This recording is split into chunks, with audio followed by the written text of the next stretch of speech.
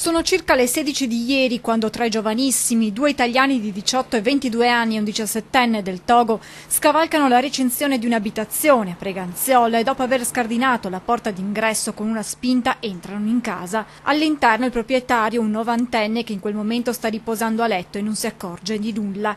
I tre rubano alcuni contanti, circa 50 euro, poi se ne vanno. Ma la loro azione non passa inosservata. Una vicina infatti nota la presenza sospetta dei ragazzi e avverte i carabinieri di Mogliano che in pochi minuti raggiungono la zona e identificano i tre che vengono immediatamente bloccati. Addosso ad uno dei giovani militari recuperano 200 euro di cui però i tre non sanno giustificarne il possesso. I carabinieri quindi provvedono a sequestrare i contanti perché di dubbia provenienza e a denunciare i tre ragazzi. Le indagini però non si fermano qui. Le forze dell'ordine infatti non escludono che il gruppetto possa aver messo in atto altri colpi nella stessa zona.